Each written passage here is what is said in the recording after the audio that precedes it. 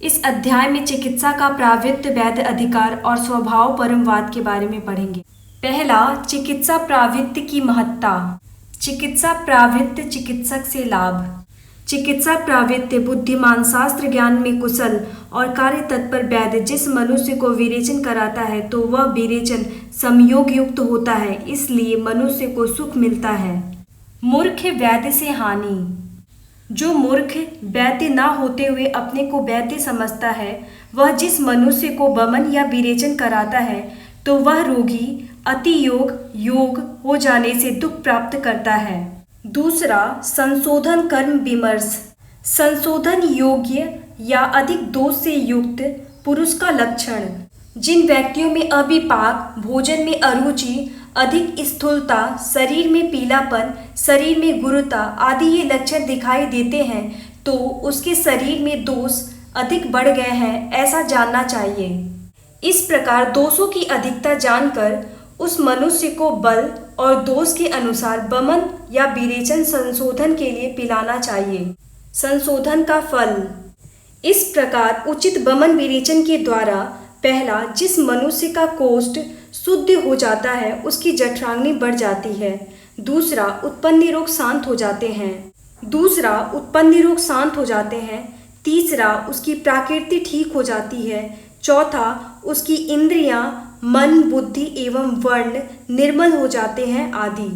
संशोधन चिकित्सा की श्रेष्ठता।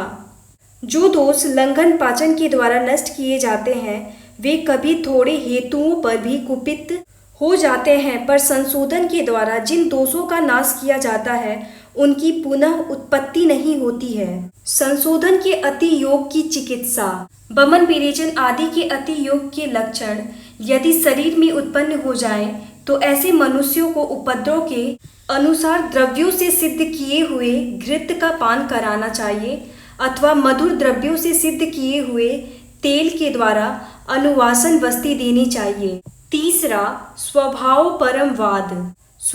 परमवाद। जिन कारणों से धातु की पुष्टि होती है, यदि उन कारणों में विषमता आ जाती है तो शारीरिक धातुओं में भी विषमता हो जाती है। यदि कारणों में समता रहती है तो देह धातु में भी समता हो जाती है। इन धातुओं की शांति स्वभाव से ही होती रहती है। स्वभाव परमवाद का दार्शनिक आधार। उत्पन्न होने वाली वस्तुओं की उत्पत्ति में कारण होता है, पर उसके नाश में कोई कारण नहीं होता। कुछ लोग हेतु का न होना ही नाश में कारण मानते हैं। स्वभाव परमवाद के विषय में अग्निवेश की शंका। पुनर्वसु से अग्निवेश ने कहा कि स्वभाव से नाश होने पर चिकित्सा प्रावृत्त वैद्य का कर्म क्या रह जाएगा। वैद्य विषमता को प्राप्त किन धातुओं को औषधों से सम करेगा। चिकित्सा किसे कही जाएगी और चिकित्सा का प्रयोजन क्या रह जाएगा। स्वभाव परमवाद के विषय में अग्निवेश का उत्तर। जिस प्रकार नित्य चलने वाले काल के नाश में उसका विभाग का कोई कारण ज्ञात नहीं होता, उसी प्रकार भाव पदार्थों के नाश में उसके विनाश का कोई कारण नहीं ज्ञात होता है।